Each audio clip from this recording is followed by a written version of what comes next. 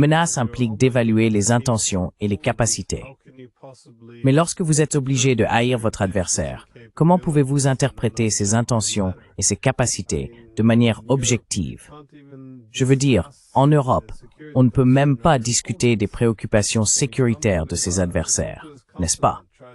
Venez sur ce continent et essayez d'expliquer ce que vous pensez être les préoccupations sécuritaires de la Chine, de l'Iran ou de la Russie, vous seriez crucifié. Votre carrière serait détruite. On s'en prendrait à vous. C'est incroyable. Comment peut-on élaborer des politiques sensées si l'on ne peut même pas parler de ses adversaires d'une manière qui les humanise?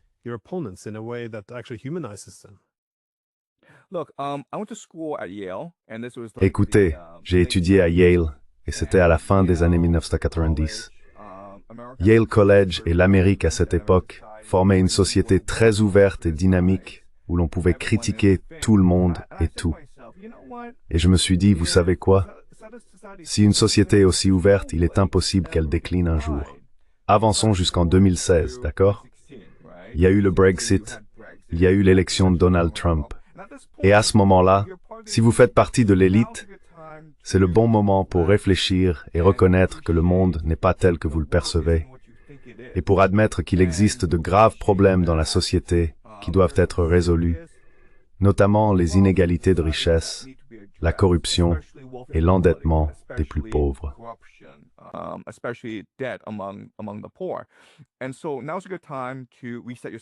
Et donc, c'est maintenant le bon moment pour réinitialiser votre société.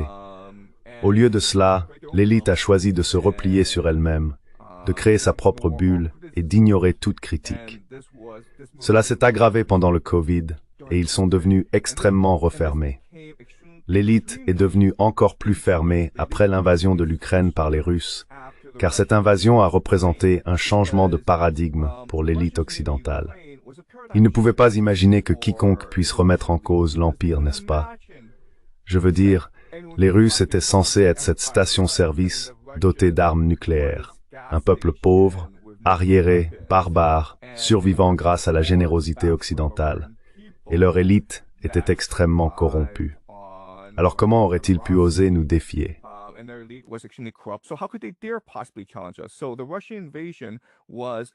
Ainsi, l'invasion russe a été un choc majeur pour l'élite.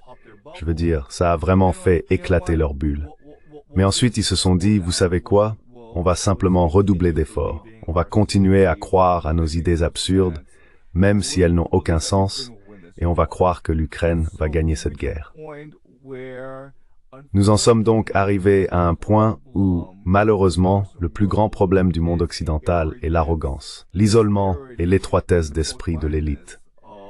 Et cette élite n'a désormais absolument aucune prévoyance stratégique.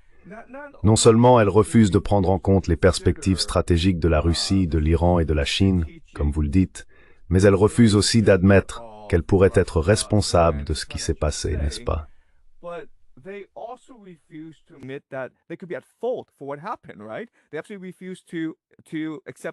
Ils refusent absolument d'admettre que l'expansion de l'OTAN a provoqué les Russes à entrer dans cette guerre et ils n'ont aucun plan pour aller de l'avant.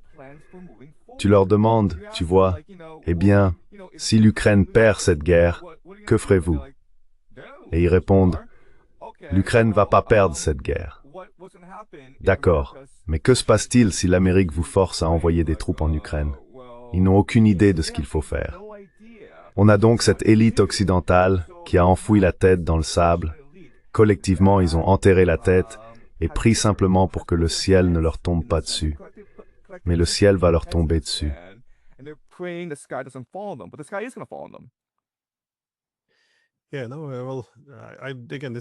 Oui, non. Enfin, encore une fois, c'est l'un de ces cas où je n'ai jamais rien vu de tel. On a parlé de propagande pendant l'invasion de l'Irak, je m'en souviens très bien. Et cela n'a tout simplement rien à voir en comparaison.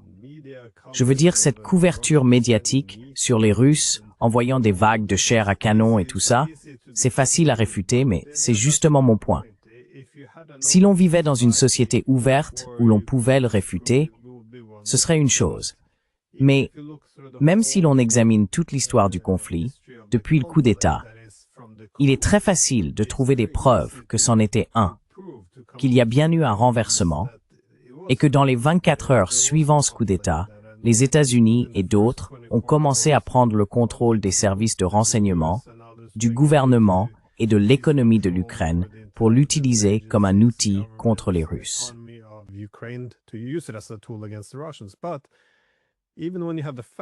Mais même lorsque vous avez les faits qui ne peuvent pas être « j'ai remarqué que nous avons franchi un nouveau cap. Maintenant, ils disent « Eh bien, alors vous soutenez les récits russes ». Ce n'est donc plus une question de vérité ou de fausseté. C'est que l'histoire semble donner de la légitimité aux Russes et nous délégitimer. Ainsi, le simple fait de la présenter, même si elle est correcte, devient une question de récit. C'est là le problème. Vous êtes censé être dans les tranchées avec nous, et si vous ne l'êtes pas, il vous suffit de dire ABC. C'est tout ce qu'il faut faire.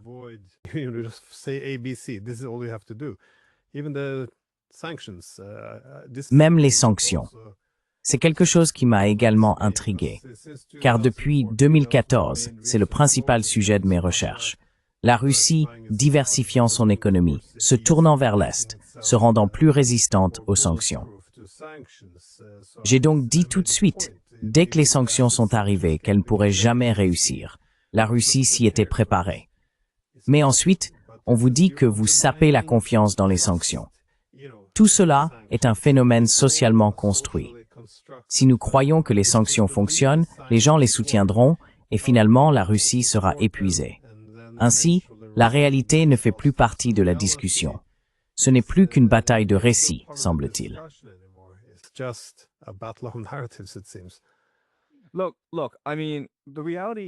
Écoutez, je veux dire, la réalité, c'est que l'élite occidentale n'a absolument aucun plan pour l'avenir.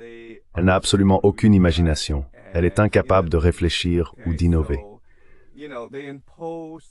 D'accord, donc vous savez, ils imposent des sanctions à la Russie en 2020 parce qu'ils en avaient déjà imposé en 2014. Et vous savez, Trump arrive au pouvoir, et à ce stade, tout le monde sait que les sanctions ne vont pas fonctionner.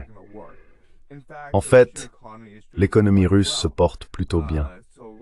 Donc vous savez, la Russie dispose de tellement de moyens de contournement face à ces sanctions occidentales. Et Trump a essentiellement dit à Poutine, « Si tu ne coopères pas avec moi, je vais t'imposer des sanctions. » Nous en sommes donc arrivés à un point où le monde occidental tout entier vit dans sa propre bulle, complètement déconnecté de la réalité.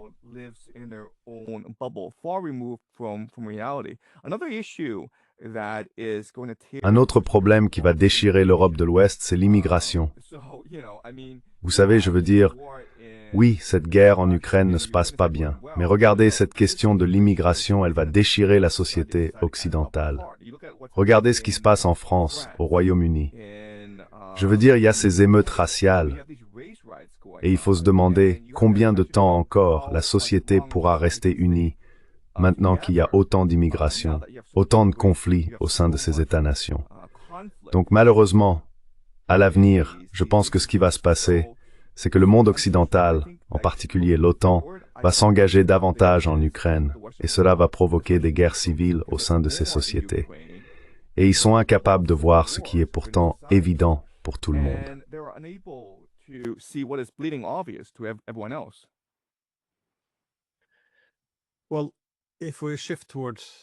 Eh bien, si nous nous tournons vers une autre partie du monde, ce que décrit le professeur Zhang ici est effrayant. Nous sommes dirigés par une élite qui a décidé de se couper du réel. Selon lui, le tournant a eu lieu en 2016 avec le Brexit et Trump.